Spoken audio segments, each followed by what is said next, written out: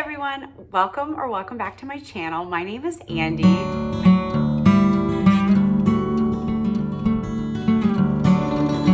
I hope you're all doing really well. I'm very excited. Today I'm going to be doing the anti-TBR tag, and I recently saw Bethany from Beautifully Bookish Bethany do this, and I was just like, I want to talk about that too. So I figured, why not? If you see me looking down, that's just because that's where I've got the questions listed. I think it's really fun to not only talk about the books that I want to read, that I love, but I think it can be fun to talk about the books that I don't want to read and that I don't love, because I love a little tea. And so why not? Number one is a popular book everyone loves that you have no interest in reading. Two come to mind with this question. The first is The Love Hypothesis by Ali Hazelwood. I do feel like this book has sort of mixed reviews, but it was very, very hyped when it first came out. And I get the sense that it is sort of a fake dating trope with dorky scientists, I think. This book just has too much hype that I've kind of dragged my feet a little bit. And at this point, I don't care. And I don't see myself ever picking this up. I know that she has a mini series that's also about female characters in STEM.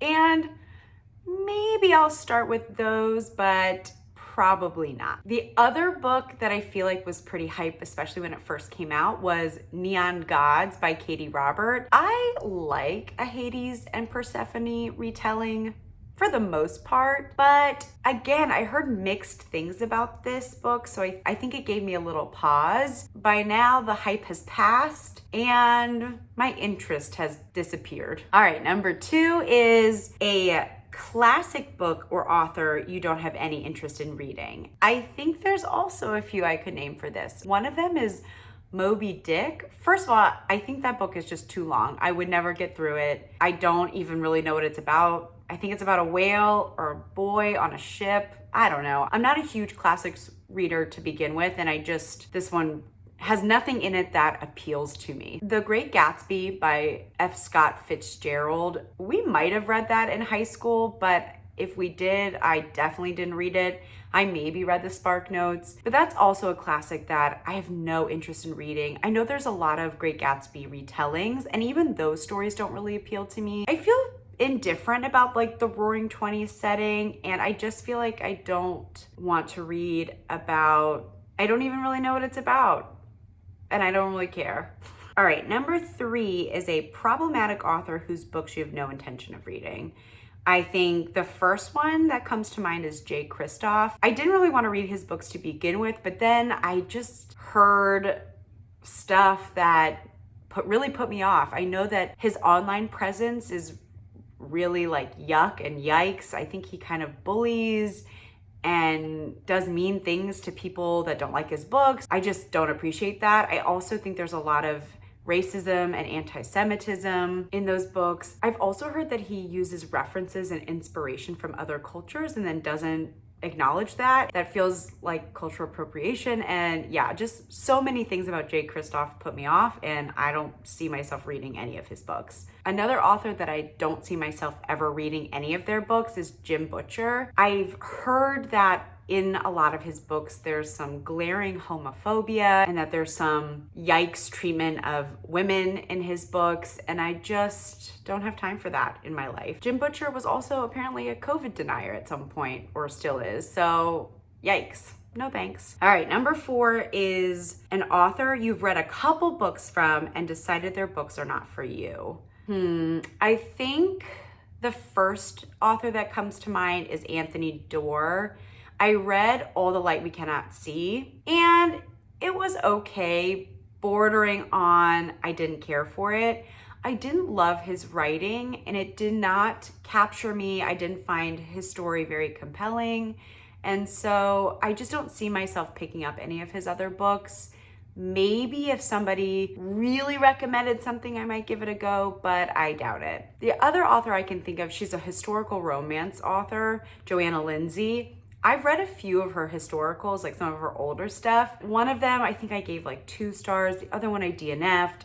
I just don't think it was for me. I didn't like her character development. I didn't like her heroine characters. Her writing doesn't work for me, so I don't foresee myself picking anything else up by Joanna Lindsey. All right, number 5 is a genre you have no interest in or a genre you've tried to get into and couldn't. Self-help books in general are not my jam. I find them a little bit cheesy, and sometimes I think they kind of miss the mark and they give really generic advice for really complex and complicated life experiences. And so I often find myself like rolling my eyes or just not buying into that kind of writing. So self-help books are not my cup of tea.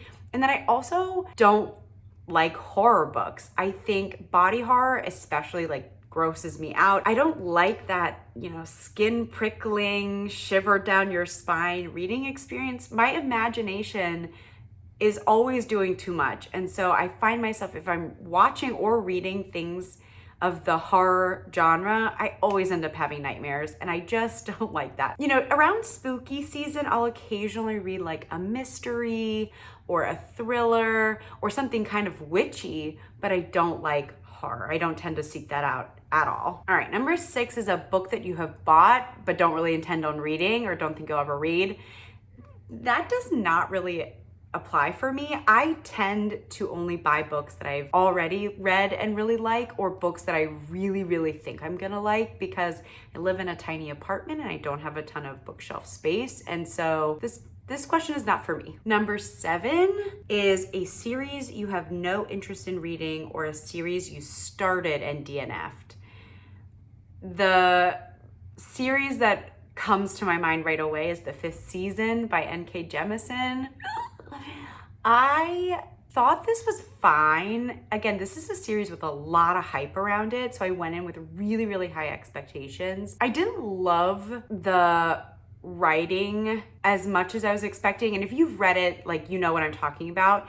I feel like one of her writing choices, I felt like it kind of gave the twist at the end away. I knew like what the big twist was gonna be. So when it happened, when it revealed itself, I was kind of like, yeah, no duh. So I think that took away from some of my enjoyment. And I also just felt like the first book got so in the nitty gritty of the magic system of the world that I sort of felt like my eyes like glazing over of like, okay. And it took me out of the story a little bit. I read the first book and I don't see myself continuing on in the series. Eek, that might be controversial. Okay, and number 8 is a new release you have no interest in reading. I think the first one that comes to mind is the new Holly Black book. I think it's called The Book of Night. I think this is like her first adult fantasy, and I hated The Cruel Prince, so I just had no interest in even trying her new release. And I think on top of that, I don't think it's gotten the best reviews, or definitely not the best reviews from booktubers and reviewers that I trust. So that book, no thanks. I have no interest in reading that one. And the other one that comes to mind is The Golden Couple by Greer Hendricks and some other person.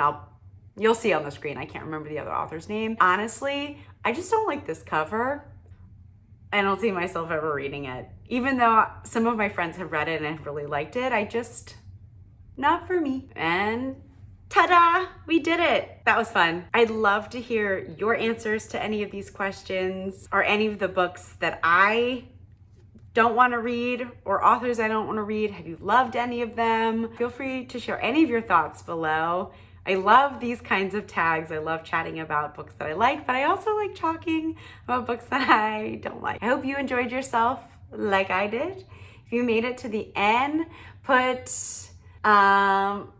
like the circle with the do not enter sign, or like a big X emoji, I guess. Yeah, I'll see you guys in the next one. Bye.